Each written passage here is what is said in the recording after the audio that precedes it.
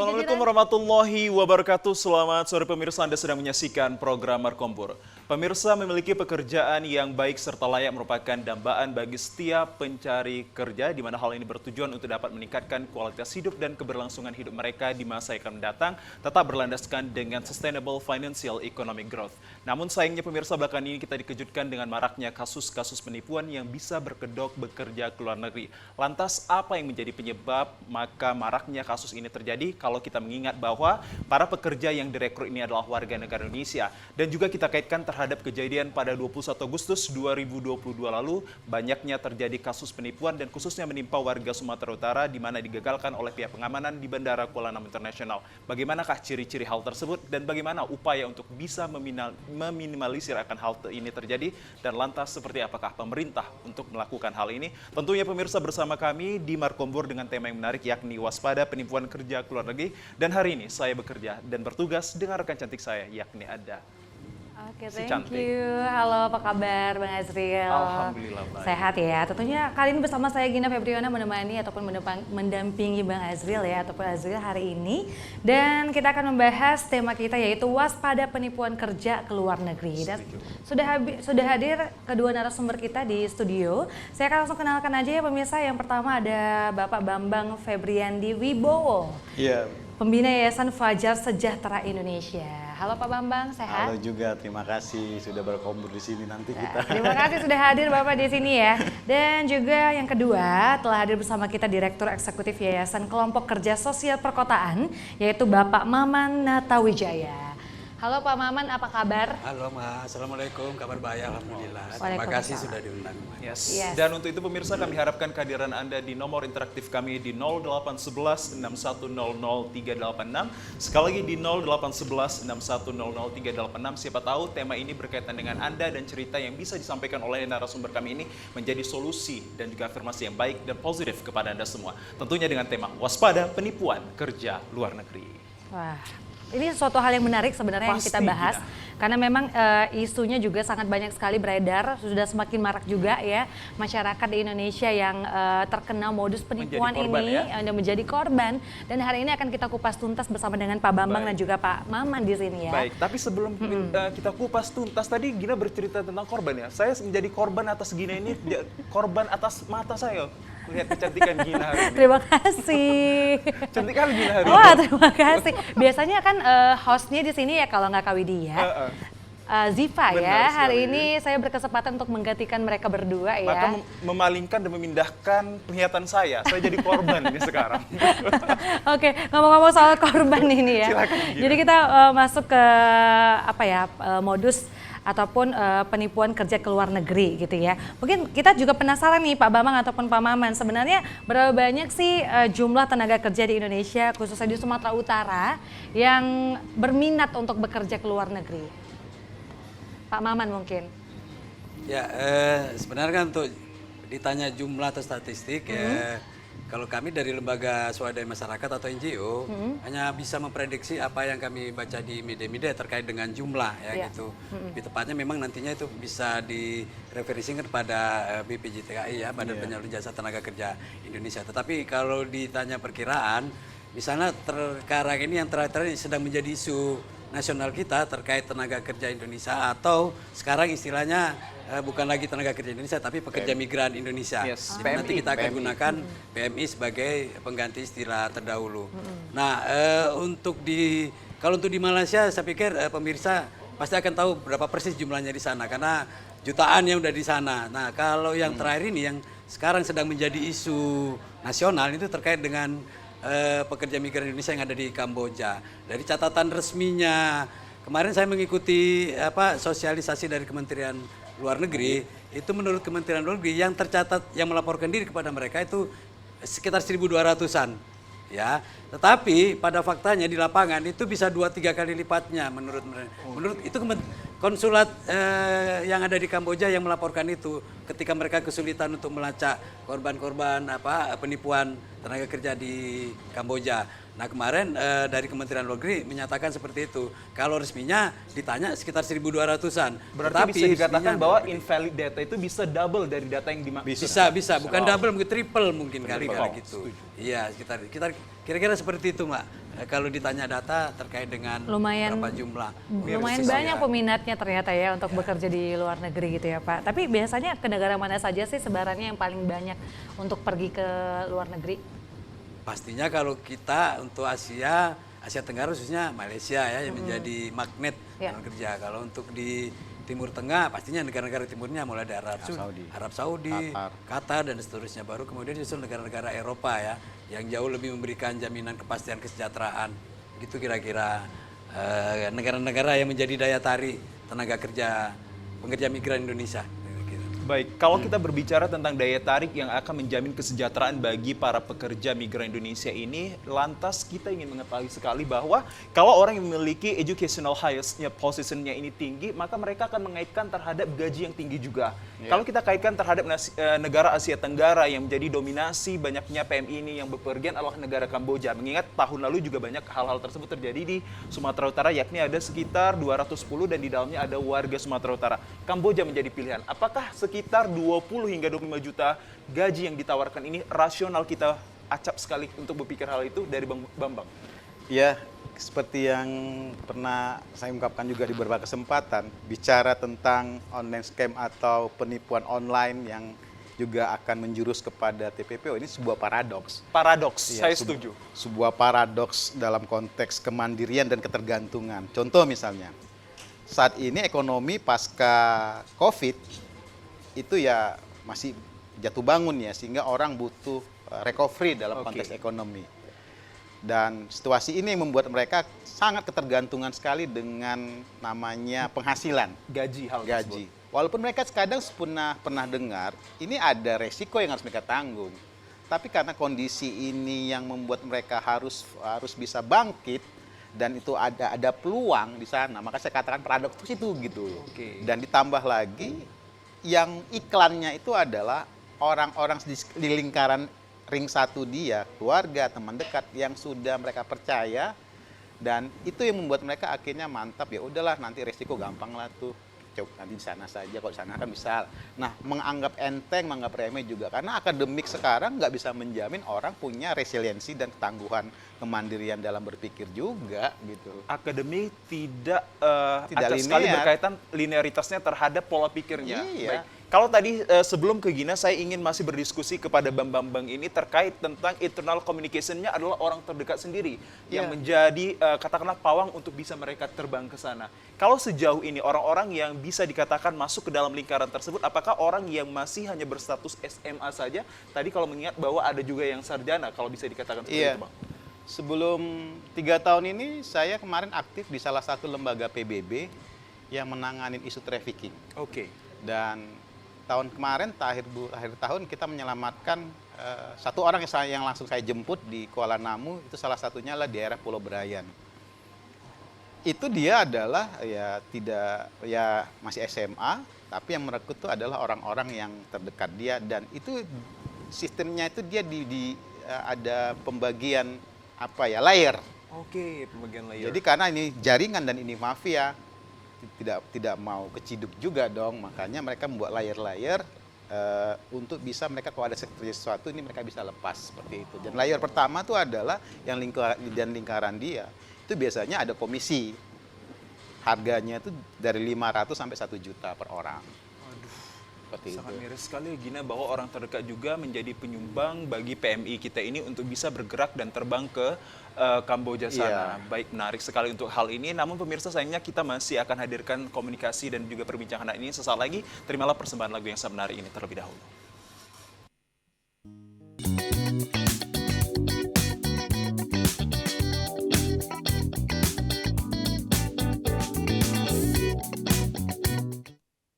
Ya, pemirsa, masih bersama kami dalam acara yang sangat Anda nanti-nantikan hari ini, yakni Markombur dengan tema menariknya waspada penipuan kerja luar negeri. Tentunya masih bersama saya dan juga rekan cantik the one and only.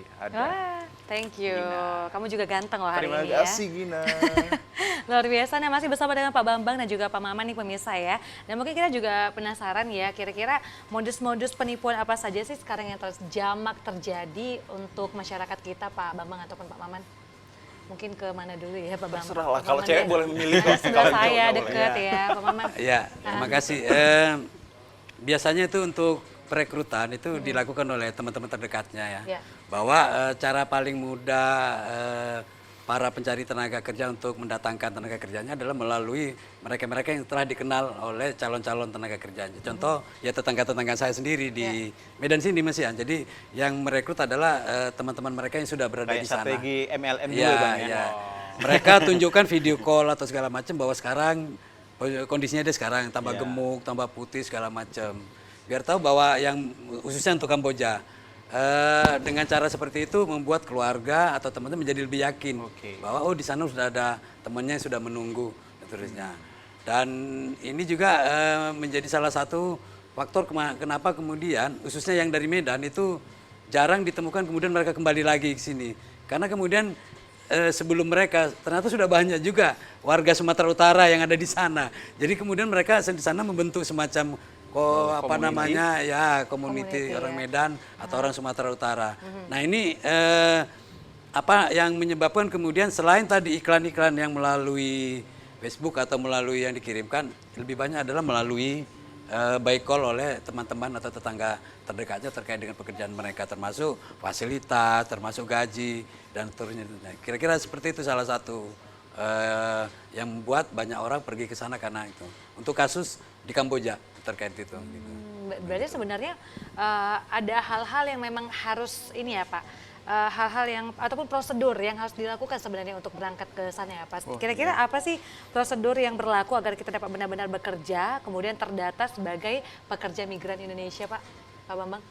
Jadi kalau untuk proses itu kan pemerintah kan memang biasanya tuh ada BP3MI yang mengawasi proses itu. Jadi yang paling penting itu di mereka adalah untuk memvalidasi, memverifikasi perusahaan ini terdaftar tidak, gitu loh. Dan ini sebenarnya mudah karena semua di OPD tingkat kota Medan dan provinsi itu sudah ada dinas tenaga kerja yang bisa dicek gitu loh. Nah karena pada tahun lalu kita pernah membentuk sama Bang Maman juga, kita ngebentuk Satgas Anti Trafficking menjelaskan bahwasanya kasus yang terbanyak itu awal trafficking itu adalah penggerbukan tenaga kerja.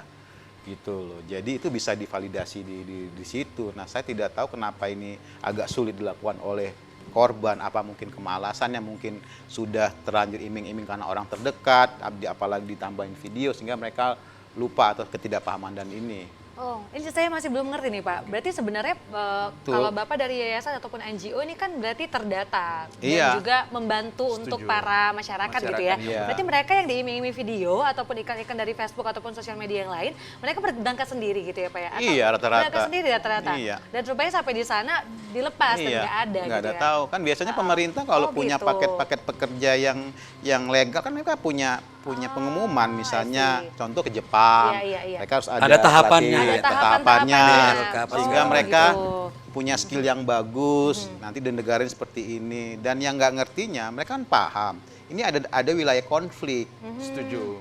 kok nggak ngerti sampai di sana biasanya untuk aman operasi yang kayak begini di wilayah konflik agar ini tidak mudah terendus Terjamah ya. kan terbukti kan kemarin Iya, iya. untung karena Indonesia punya integritas yang bagus sebagai kakak yang dituakan di ASEAN bisa untuk menolongin 20 orang yang kemarin gitu karena kita punya bargaining positioning karena ketua ASEAN juga kan gitu coba kalau nggak kemarin Iya, yang nggak mau balik jadi ya. apa jadinya gitu loh dan yang menariknya sekarang sebenarnya adalah yang ingin saya tekankan di sini adalah pertama bukan persoalan misalnya kok masih ada yang di sana segala karena ini masih asumsi hipotesa yang perlu diuji benar nggak karena ada yang 5 tahun di sana itu benar-benar dia senang apa tidak jangan-jangan di sana daripada pulang aku malu kemudian mendingan aku yang penting aku bayar utang dulu lah atau bagaimana di sana kan kita tidak tahu kondisi realnya jadi yang jelasnya adalah lebih baik kita mencegah daripada mengobati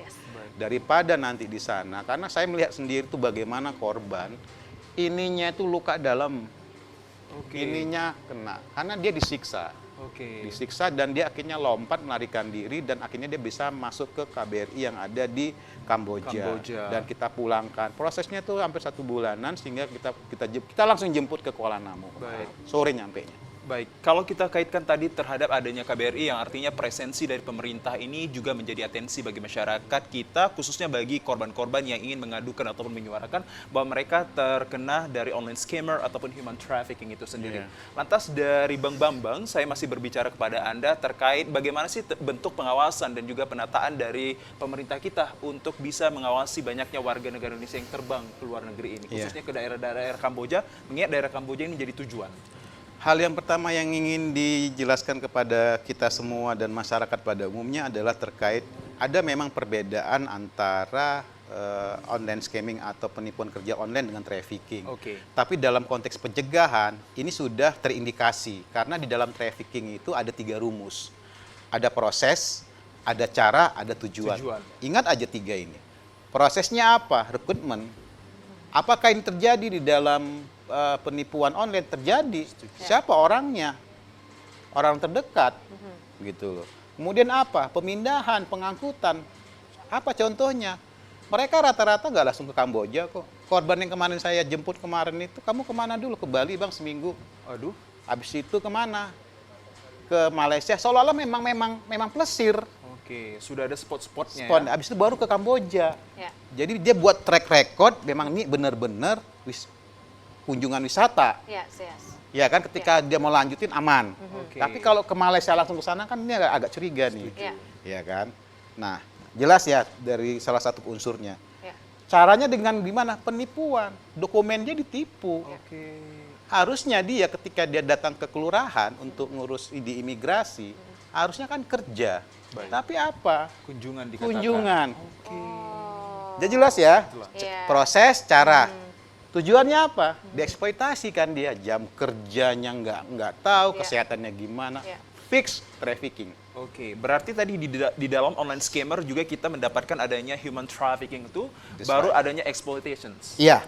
Jadi ada proses, cara, tujuan. Tapi kalau untuk anak-anak di bawah 18 tahun nggak masuk ini. Satu saja sudah dapat trafficking. Karena dibilang Bang Maman tadi zero. Zero toleransi Toleransi. untuk apa? Serem Jadi ya. kawan-kawan Iya. semua warga Medan ingat aja rumusnya ini. Iya. Makanya kita lebih baik mencegah. Kalau sudah jadi ada proses dan cara, hati-hati. Ini sudah mau masuk ke human trafficking dan ini trafficking. ordinary crime Crime. yang Pak Menko Mahfud MD sudah Kriminal luar jelaskan. biasa. Ini prioritas kita, harus kita tuntaskan ini. Dan Setuju. kabar baiknya hari ini saya juga terima kasih kepada Wali Kota Medan dan juga Bu Kadis bahwasanya status Satgas Pengungsi yang ada di Kota Medan itu sudah ditandatangani oleh Pak Wali Kota per April kemarin. Alhamdulillah, jadi kita kerja kita lebih enak nanti ke Oke, depan. sudah berlandaskan ada payung hukum. Iya, jelasnya sudah payung sendiri hukum. ya. Yes.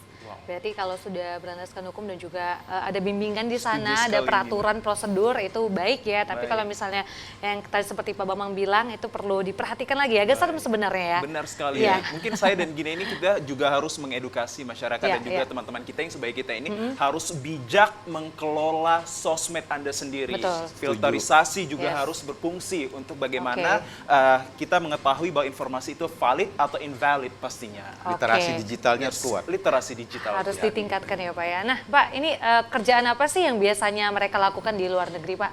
Pak Maman?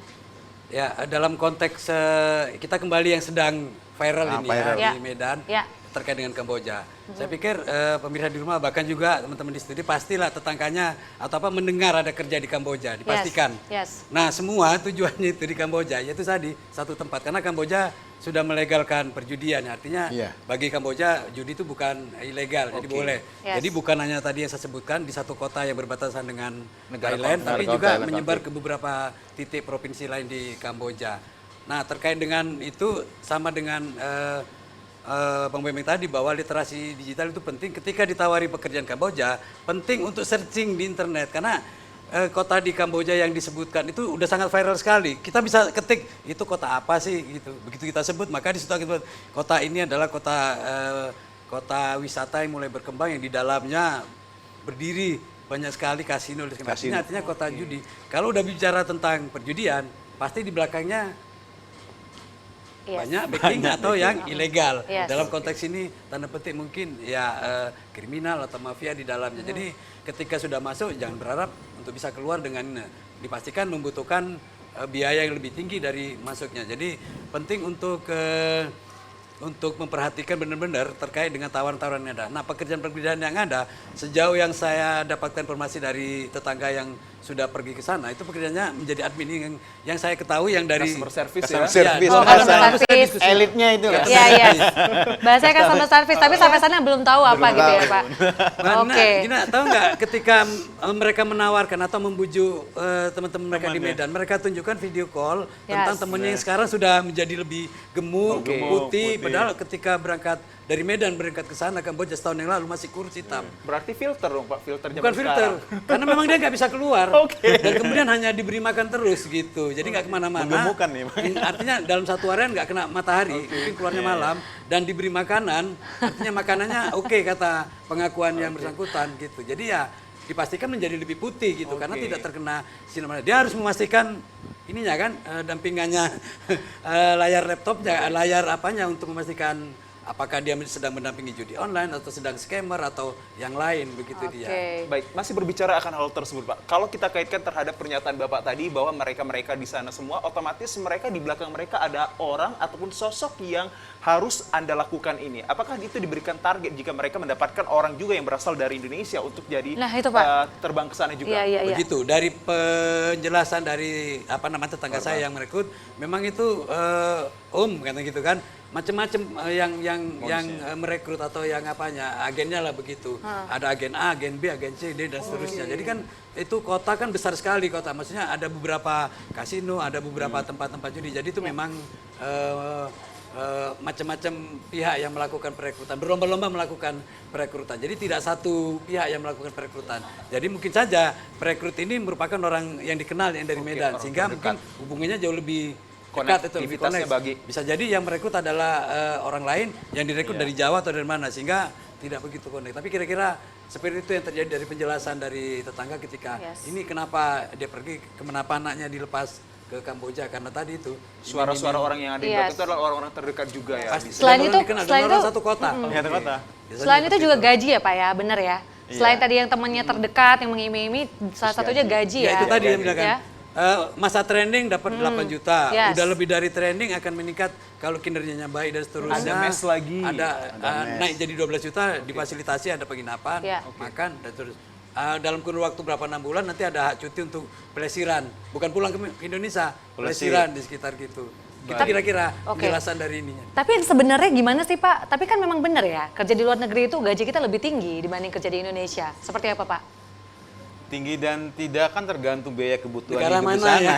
Ya kan? Oke. Negara mana yang Jadi dituju kadang ya? kecerdasan kita itu dalam berliterasi juga itu menjadi poin yang penting sebetulnya. Makanya kenapa saat ini kita tidak akan ngomongin soal akademik, karena memang 3 tahun ini kita melalui zooming segala macam itu juga menurunkan degradasi tingkat akademisi kita kan gitu kan.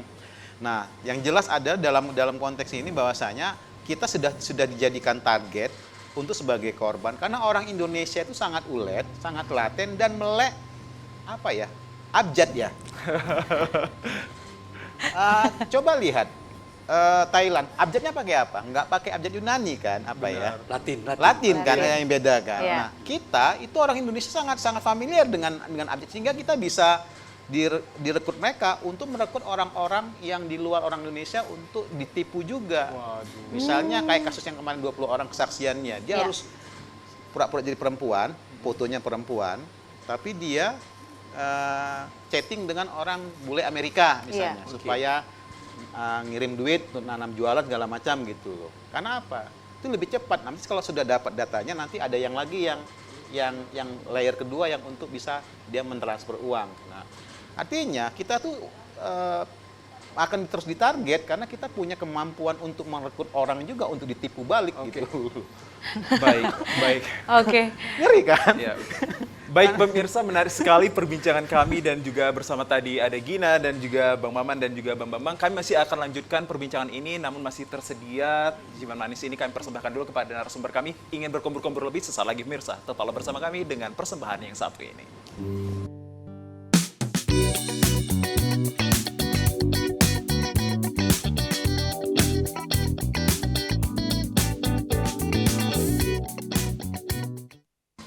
Pemirsa, kalau kita berbicara terkait tentang pekerjaan, sudah pasti kita kaitkan terhadap yang namanya adalah signing contract atau MOU sendiri, baik dari pemberi kerja dan juga dari si penerima kerjanya. Lantas, kalau dalam kaitan tentang penipuan kerja ke luar negeri ini, apakah sebenarnya esensi dan substansi dalam pemberian signing contract dan juga MOU ini ada? Dan seperti apa? Kalau dari abang-abang yang berdua ini, saya mungkin dari Bang Bambang yang selaku pembina Yayasan Fajar Sejahtera Indonesia untuk mengetahui dan menganalisa ini. Apakah ada, Bang? Selama ini kita nemukan tidak ada. Kalaupun itu ada, itu palsu, kan gitu loh. Jadi misalnya ada beberapa yang hanya untuk sekedar formalitas. Dan ini yang banyak terjadi. Bagaimana mereka mau bisa ada sementara visanya visa kunjungan, Ya. wisata, Betul, begitu betul. kan. Nanti baru di sana kita akan urus begini begitu, macam lah ya kan. Nanti kan di sana ada wawancara lagi, bla bla, macam lah cara-cara penipuan tadi mereka lakukan. Yang penting bagaimana si korban ini keluar dulu dari Indonesia gitu kan. Kalau udah keluar kan sudah enak nih. Tapi kalau masih di dalam, ini harus harus benar-benar bujuk rayunya harus kuat gitu loh. Karena kalau dia masih di dalam Indonesia, ya dia masih punya kemampuan untuk bisa nolak kan. Seharusnya terjadi hal tersebut gitu. ya. Nah, tapi lagi dia tahu sifat psikologis manusia yang tadi ada paradoks tadi itu, dia manfaatkan itu dengan ketergantungan, jadilah dia setelah keluar selesai. Itu yang bahaya kalau misalnya nggak ada MOU ataupun signing Benar, kontraknya signing gitu Tidak ya ada Pak. di sana nanti Yes. diurus, diiming-imingi gitu. Nah, saya penasaran juga nih Pak, kalau misalnya sudah terlanjur, kita sudah Oke. pergi ke sana dan memang benar-benar di sana ya terjadilah yang tidak Kenyataannya diinginkan. tidak seindah. Ya, ternyata kenyataannya tak seindah yang dibayangkan gitu ya. Apa yang harus kita lakukan Kalau Pak? saya indah hari ini bersama kamu. Au. Ya. Cerah ya. Kalau masih di Indonesia kan mesti lebih enak ya. Contohnya ketika kemarin masih ada di Bali segala macam, Yes. nah itu kan sudah mulai bisa lah dia ngelapor ke instansi terkait. Iya. Nah, karena memang dalam konteks kasus seperti ini itu ada banyak lintas sektoral yang Terlibat. yang terlibat kan gitu. Jadi melapornya silakan kemana. Kalau dia terkait dengan isu TPPO, dia bisa ke Dinas Pemberdayaan Perempuan dan Anak, Ya. gitu kan, di masing-masing wilayah itu masih ada. Oke. Atau bisa juga ngelapor ke lurah ke wilayah-wilayah yang terkecil misalnya kelurahan, karena memang Kementerian Pemberdayaan Perempuan dan Anak dan kementerian yang lain itu sudah melebur jadi satu yang disebut dengan Satgas pencegahan Pencegahan tindakan TPPO. tersebut, ya.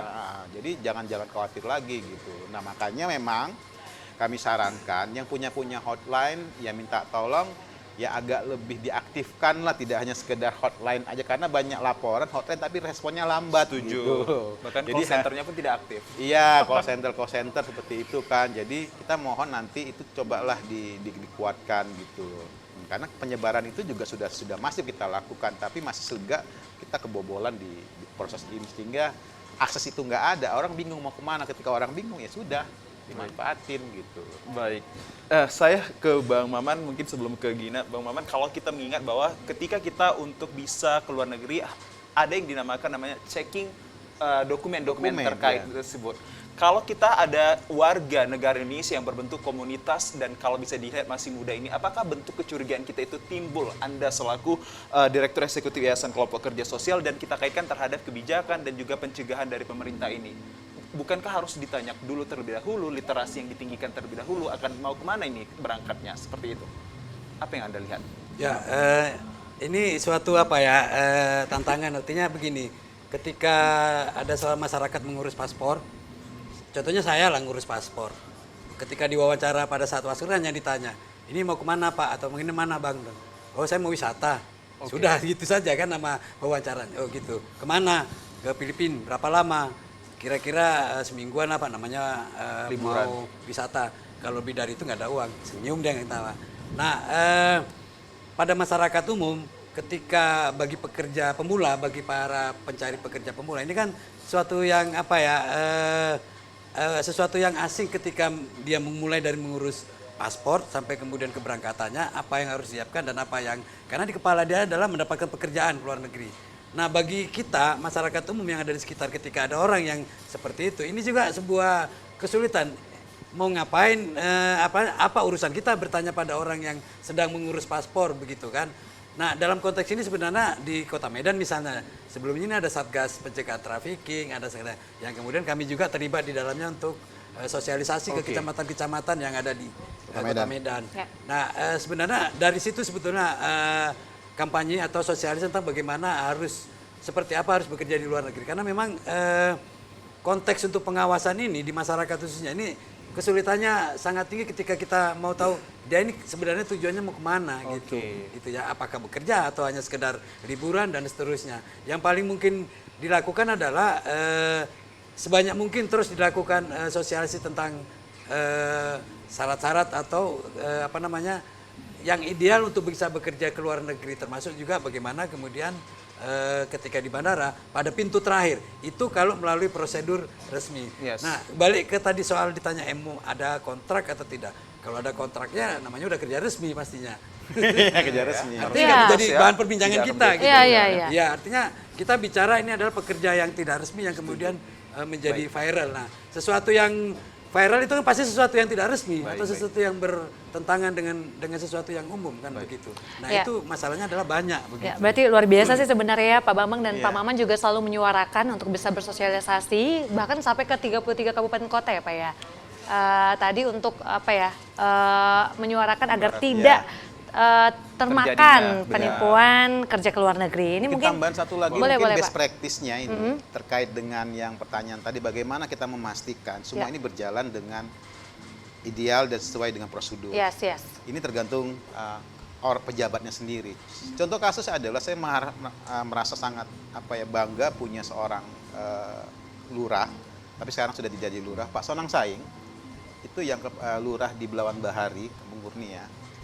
Itu pernah sekali ada warganya yang ingin minta surat keterangan karena ingin ke luar negeri katanya untuk liburan, dan itu dibatalkannya. Surat itu tidak dia kasih karena surat dari kelurahan itu yang sangat penting untuk pengantar nanti ke imigrasi.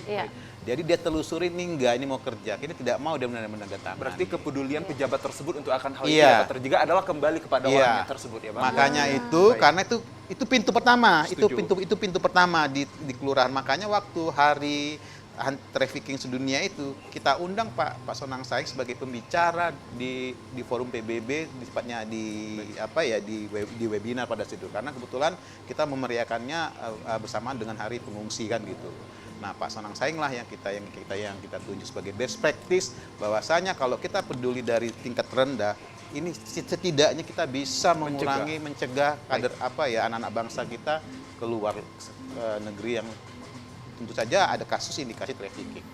Baik, sebelum kita mengakhiri perjumpaan kita pada segmen terakhir, saya mengajak kedua narasumber ini mungkin dari saya terlebih dahulu, nanti Gina, singkat dan padat terhadap selektivitas masyarakat untuk bisa memahami mana pekerjaan yang ilegal dan juga legal. Saya mulai dari Pak Maman. Bang Maman. Silakan singkat dan padat. Terima kasih. Saya pikir sekali lagi begitu dunia ada di genggaman kita, ada namanya Google dan sebagainya. Ketika ditawari pekerjaan di negara, silakan ditanyakan negaranya apa, nama perusahaannya, alamatnya di mana.